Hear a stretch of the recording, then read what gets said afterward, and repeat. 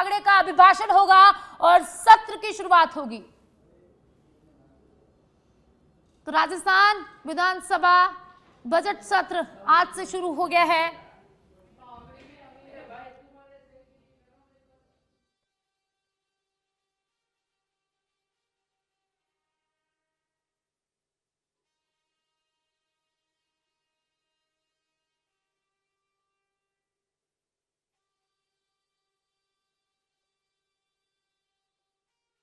का अभिभाषण होगा और उसके बाद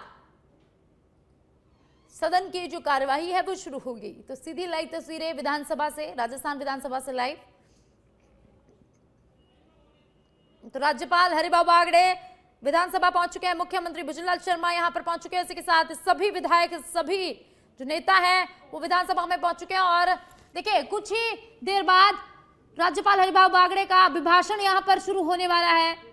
तो आज सदन का पहला दिन है और राज्यपाल हरिभाऊ बागड़े के अभिभाषण के साथ सत्र की शुरुआत कुछ ही देर में होने वाली है। सदस्यगण, गौरवपूर्ण इतिहास वाले लोकतंत्र के इस पावन मंदिर में दूसरी बार आप सभी को संबोधित करते हुए मुझे अपार प्रसन्नता हो रही है। हम इस पवित्र सदन में बैठे हैं जहां लोकतंत्र की आत्मा बसती है। प्रदेश की 8 करोड़ से अधिक जनता के प्रतिनिधि के रूप में आप यहाँ उपस्थित हैं। मुझे पूर्ण विश्वास है कि इस सत्र में होने वाला प्रत्येक विमर्श, प्रत्येक प्रश्न और विचार मंथन राजस्थान के अंतिम पंक्ति में खड़े नागरिक के जीवन को बेहतर बनाने की भावना से प्रेरित होगा।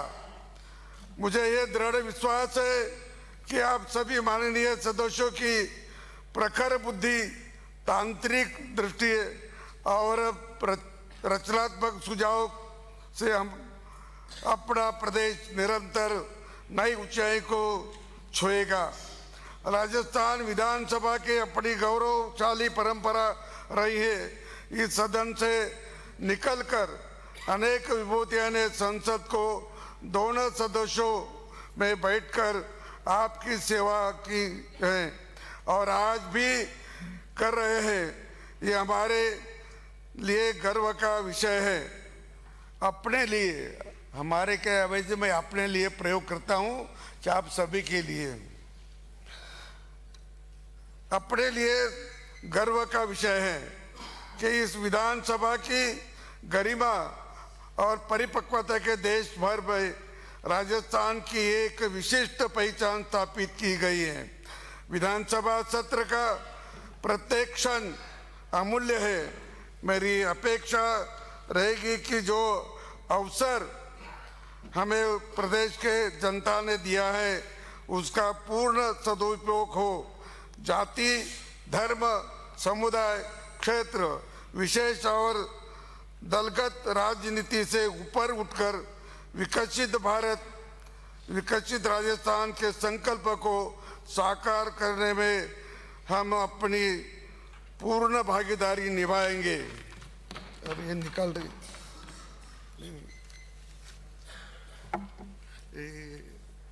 ये निकल रही,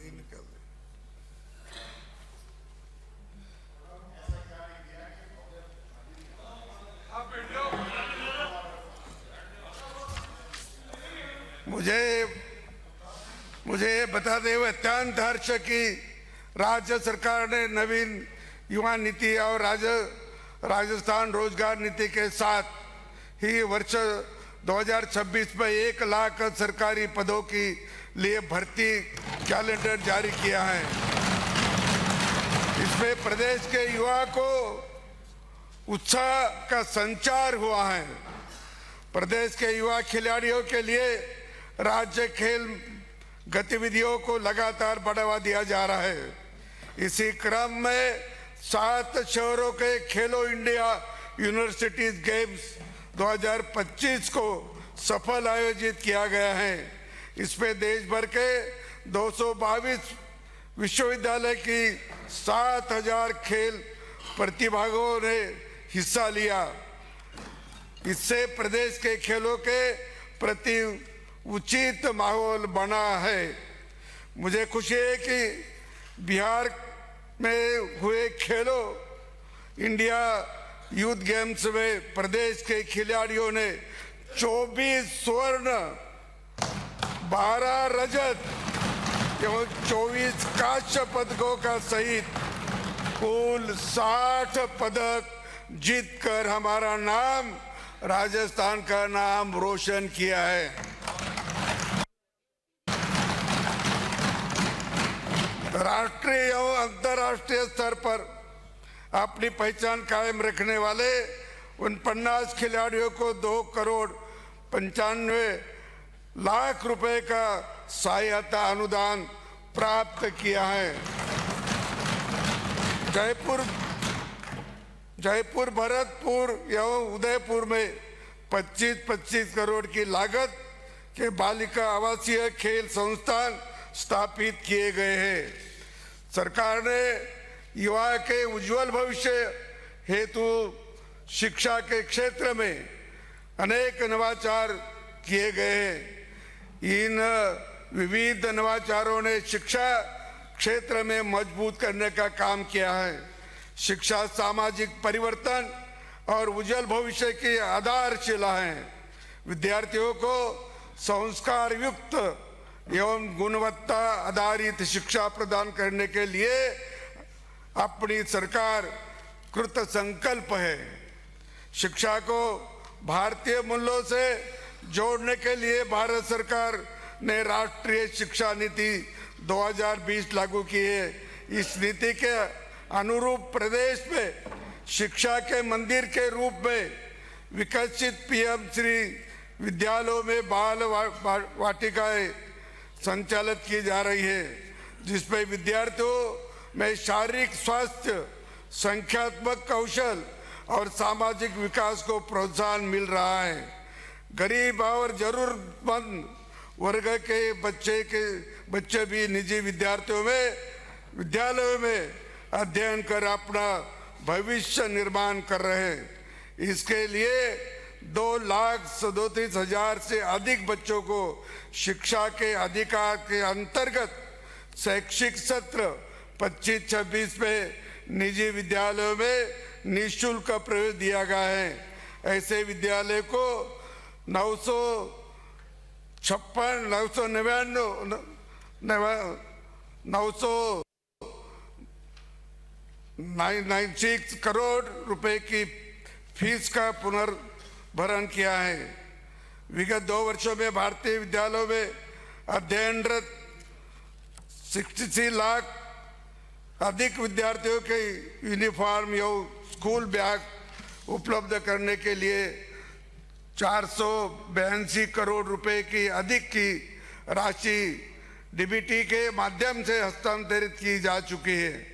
अल्पसंख्यक वर्ग के विद्यार्थियों के शिक्षा के बेहतर अवसर उपलब्ध करने के लिए प्रदेश में 59 छात्रावास संचालित हैं। साथ ही 32 राजकीय अल्पसंख्यक आदिवासी विद्यालय में 3,826 विद्यार्थी अध्ययनरत हैं। विगत 2 वर्षों में 185 राजकीय एवं राजस्व महाविद्यालयों के नवनिर्मित भवन लोकार्पित किए जा चुके हैं। इस अवधि में 71 नए राजकीय महाविद्यालय खोले गए एवं 17 महाविद्यालय को स्नातकोत्तर स्तर पर क्रमोन्नत किया है। स्नातक स्तर पर 73 और स्नातकोत्तर स्तर पर 50 नवीन विषय शुरू किए गए हैं। उच्च शिक्षा में गुणवत्ता की दृष्टि से 50 महाविद्यालय को नैक की मान्यता प्राप्त हुई है। राजकीय महाविद्यालयों ने निःशुल्क अध्ययन सुविधा के लिए 268 पुस्तकालय एवं वाचनालय स्थापित किए गए हैं। साथ ही 303 नशा मुक्ति केंद्रों तथा 314 रानी लक्ष्मीबाई केंद्रों की स्थापना की गई है। स्वामी विवेकानंद स्कॉलरशिप और एकेडमिक एक्सीलेंस के अंतर्गत देश विदेश में उच्च अध्ययन के लिए इस वित्तीय वर्ष में 454 अभ्यर्थियों का चयन किया गया है। बालिका दृश्य शिक्षा योजना में डीबीटी के माध्यम से 18,800 से अधिक छात्राओं को 9,57,00,000 रुपए फीस का पुनर्भरण किया गया है। सूचना प्रौद्योगिकी इस युग में विद्यार्थियों को तकनीकी शिक्षा से जोड़ना जरूरी है। इस दृष्टि से विगत 2 वर्षों में प्रदेश में 21 नए पॉलिटेक्निक महाविद्यालय प्रारंभ किए गए हैं। साथ ही पॉलिटेक्निक महाविद्यालय ने इलेक्ट्रिक व्हीकल रिन्यूएबल एजेंसी जैसे रोजगारोन्मुख स्किल सर्टिफिकेट कोर्स प्रारंभ किए हैं। पॉलिटेक्निक महाविद्यालय में शैक्षणिक गुणवत्ता में सुधार तथा उन्हें बेहतर संसाधन उपलब्ध कराने के लिए कायाकल्प योजना प्रारंभ की गई है। मुझे खुशी है कि इसमें अध्ययनरत 3,004 से 18 विद्यार्थियों का शैक्षणिक सत्र 24-25 में विविध संस्थानों में प्लेसमेंट हुआ। प्रदेश में आर्टिफिशियल इंटेलिजेंस को बढ़ावा दिया जा रहा है। राज्य सरकार ने